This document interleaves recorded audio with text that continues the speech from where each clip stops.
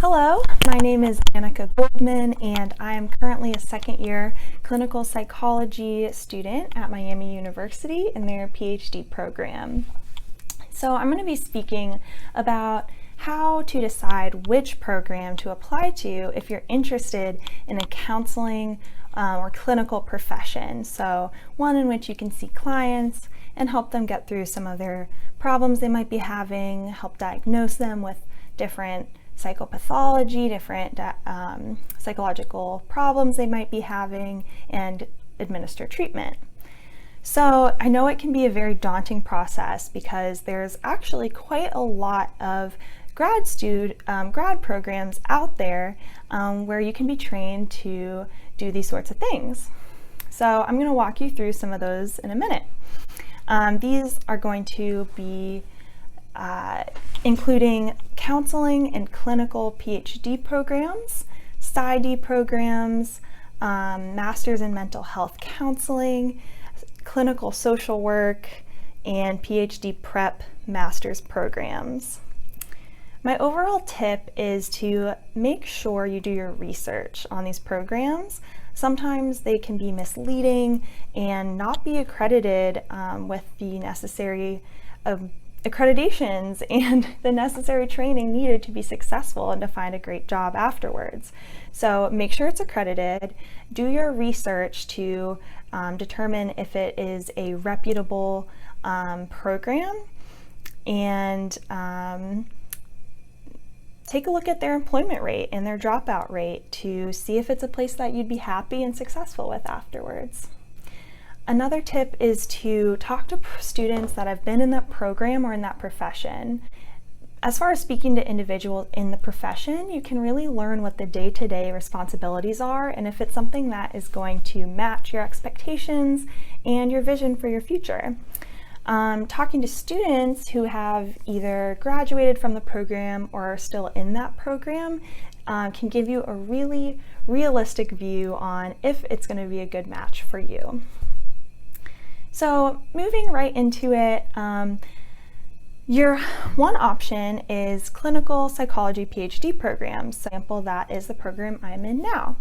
This will give you the opportunity to become a licensed psychologist so that you can practice clinical work on your own as well as supervise others. Because it's a Ph.D. program, it is heavily research focused. So this program would only be a good fit for you if you are interested in research as well as getting clinical training. And if you are interested in becoming a professor, for instance, a Ph.D. is usually needed. Clinical psychology programs tend to have more of a medically driven model as opposed to counseling programs, which I'll get to in a minute, which are a little less medically oriented. So for example, individuals within a clinical psychology program are going to be trained to treat depression and anxiety, more typical issues like that, as well as individuals with more atypical issues like bipolar disorder, schizophrenia, or personality disorders. These programs are typically fully funded. It's great to look for those, meaning that your tuition is waived and you typically can get a position being either a TA or doing graduate assistant responsibilities that can help give you a stipend to live off of. So it's a great deal, but because they are technically fully funded, most of them, it can be very competitive to get into.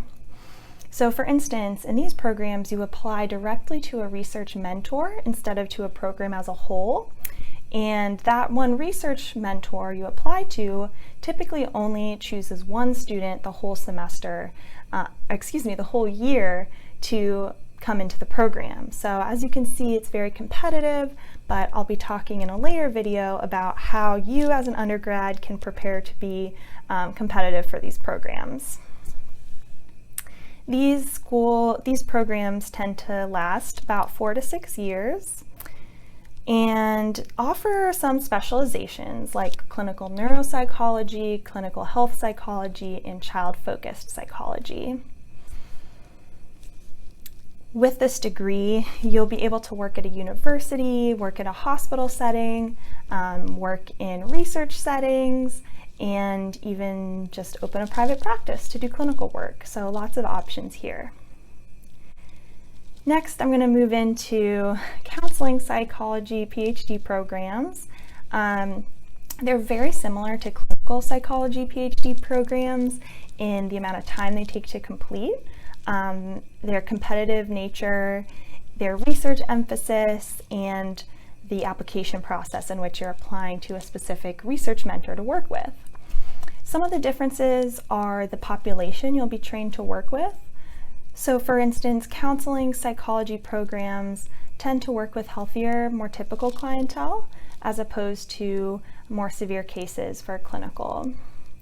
Again, they will be, you'll graduate from this program eligible to get a licensure and become a full psychologist who can practice individually and can open a private practice, work in academia, or even work in a hospital setting, or teach. Next, we're going to talk about a Ph.D. program. So Ph.D.s are for individuals who are mainly focused in clinical work. So if you're interested in research, if you're interested very much in research or in becoming a professor, you'll want to err on the side of a PhD program. But Ph.D. programs give a lot of clinical training. You will be able to graduate with the term psychologist to be able to practice individually at a high level. And something different about these programs is that they're typically not fully funded. Oftentimes you may be able to work, but typically tuition is not waived. So because they are about 4 to 6 year programs, they can be a bit expensive, just to keep in mind.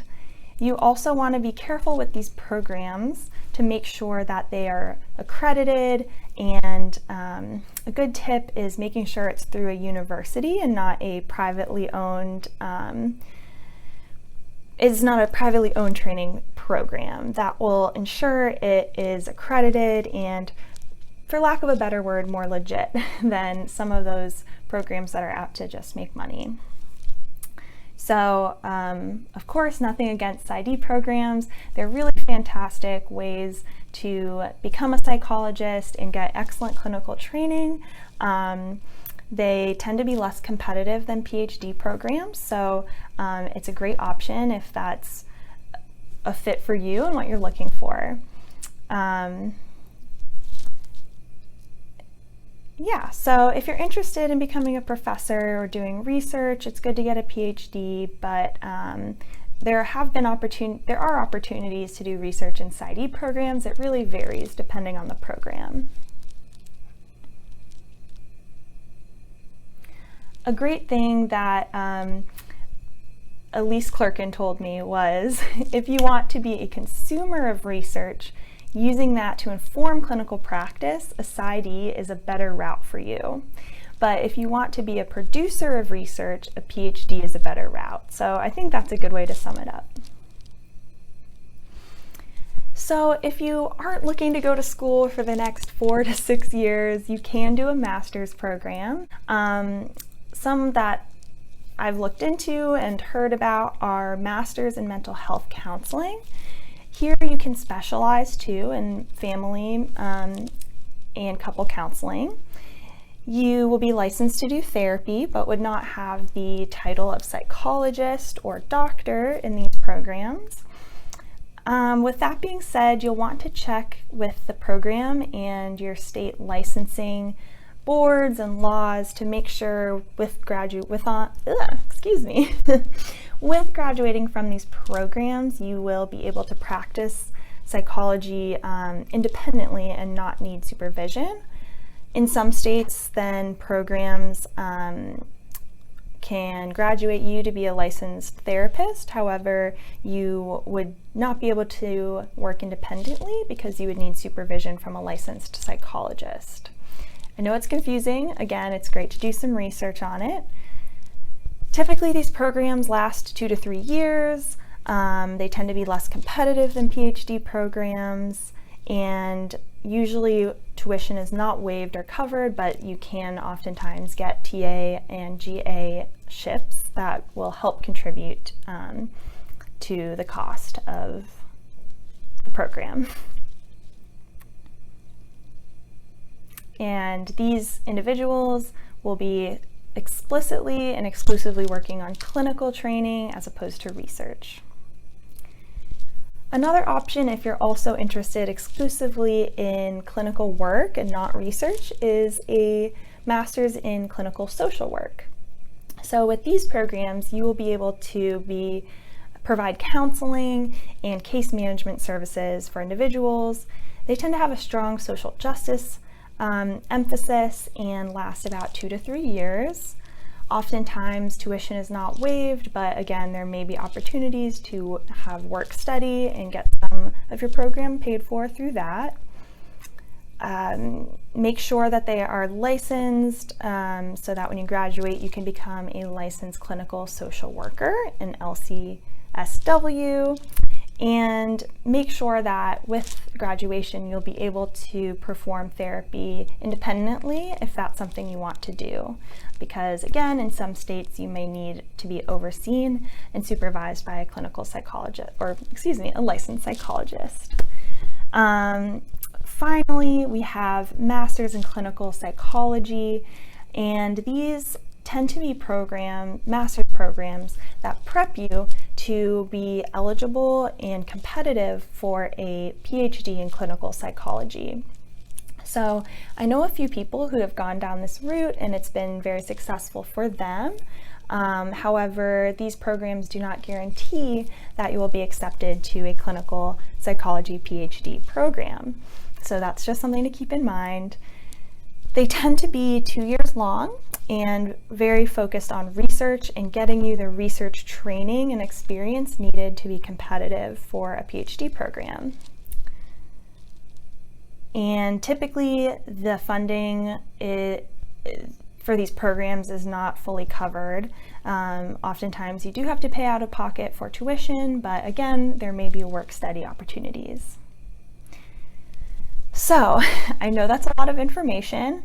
If you're specifically interested in PhD programs in clinical and counseling psychology, I definitely recommend checking out the Insider's Guide book. You can find it on Amazon. It's called Insider's Guide to Clinical and Counseling PhD Programs. It's a great resource to compare and contrast schools and make sure that you're making an informed decision. Grad school is a great experience, and thank you for listening, and I think you're going to love being in a helping profession. It's a really great way to give back and do meaningful work.